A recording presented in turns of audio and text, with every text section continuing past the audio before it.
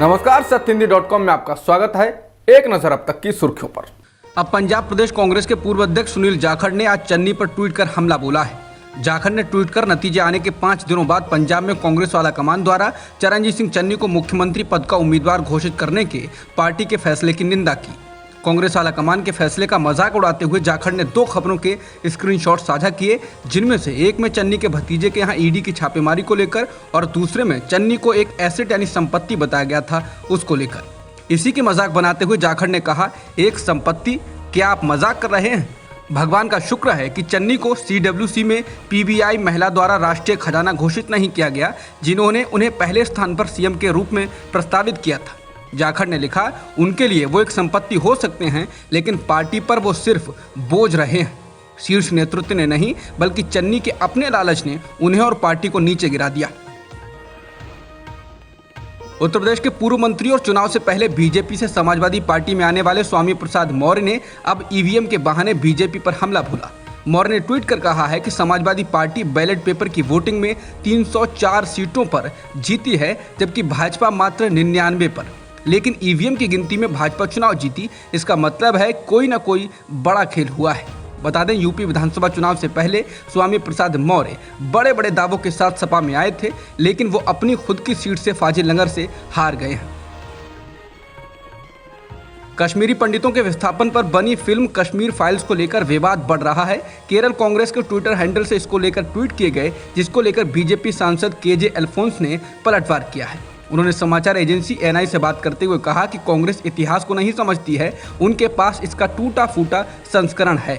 उन्होंने कहा कि हर कोई जानता है कि सांप्रदायिक आधार पर सत्ता पक्ष की शह पर 1.5 लाख कश्मीरी पंडितों को भगाया गया, जो कि उस समय कांग्रेस या उसकी समर्थन वाली सरकार थी। अल्फोंस ने कहा कि कांग्रेस और उसके सहयोगियों ने ऐसी स्थिति पैदा की जिसमें पंडित जी नहीं सकते थे, उनकी हत्याएं हुई। अनुच्छेद 370 हटने के बाद नाटकीय रूप से परिवर्तन आया है।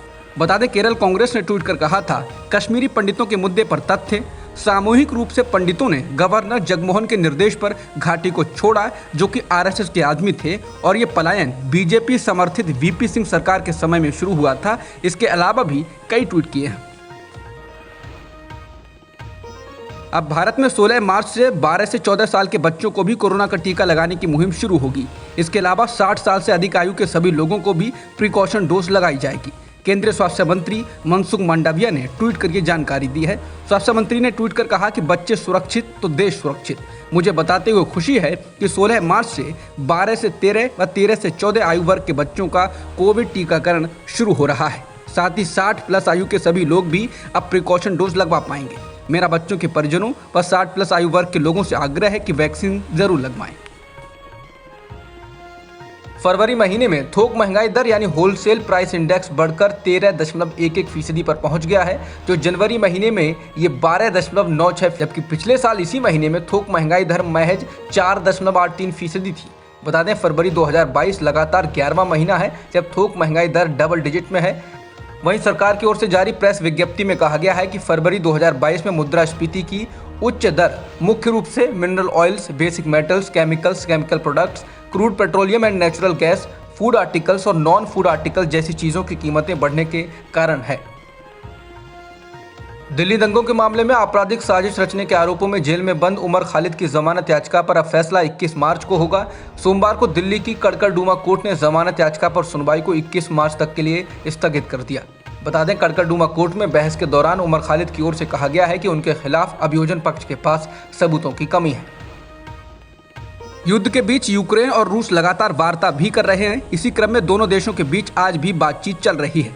आ रही रिपोर्ट्स के मुताबिक वार्ता को लेकर यूक्रेनी अधिकारियों की ओर से इस बात के संकेत दिए गए हैं कि रूस का रुख पहले से अधिक सकारात्मक हुआ है। BBC से बात करते हुए यूक्रेनी राष्ट्रपति वोलोदिमीर ज़ेलेंस्की के दफ्तर के एक अधिकारी ने कहा कि बातचीत के दौरान रूस का रुख अब पहले की तुलना में ज़्यादा सकारात्मक है। वो अब हमें अल्टीमेटम या चेतावनी देने या फिर समर्पण करने को कहने के बजाय सकारात्मक बातचीत शुरू करने का संकेत दे रहा है। रूस के यूक्रेन पर हमले के बाद से यूक्रेन को छोड़ने वालों का सिलसिला जारी है। इसको लेकर पोलिश बॉर्डर गार्ड एजेंसी ने कहा कि जब से लड़ाई शुरू हुई है तब से अब तक यूक्रेन से भागकर 17.5 लाख लोग पोलैंड पहुंच चुके हैं। माना जा रहा है कि सभी शरणार्थी पोलैंड में शरण लिए हुए हैं। यूक्रेन के लविव क्षेत्र में यूक्रेन के पश्चिमी सैन्य अड्डे पर रूसी हमले में 35 लोग मारे गए हैं। समाचार एजेंसी रॉयटर्स ने लविव के गवर्नर के हवाले से खबर दी है।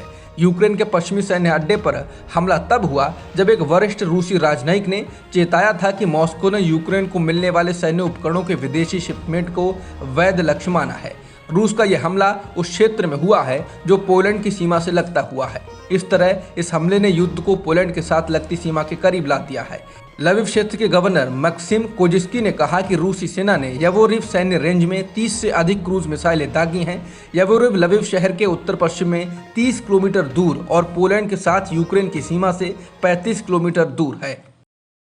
रूस द्वारा चीन से सैन्य उपकरण मांगने की रिपोर्ट्स को लेकर चीन की ओर से प्रतिक्रिया आई है। अमेरिका में चीनी दूतावास के एक प्रवक्ता ने कहा है कि उन्होंने कभी भी इस बारे में नहीं सुना है। समाचार एजेंसी रॉयटर्स के मुताबिक प्रवक्ता ने कहा कि चीन का मकसद यूक्रेन में युद्ध को बेकाबू होने से रोकना है। प्रवक्ता ने कहा कि यूक्रेन की स्थिति वाकई चिंताजनक है। बता दें, चीन इस मामले में अभी तक किसी एक पक्ष में नहीं आया है। हालांकि उसने यूक्रेन पर रूस के हमले की निंदा नहीं की है और संयुक्त राष्ट्र में रूस के खिलाफ प्रस्ताव पर वोट भी नहीं किया है। अब तक की खबरों में इतना ही। बाकी खबरों के लिए बने रहिए सत्यहिंदी.com के साथ।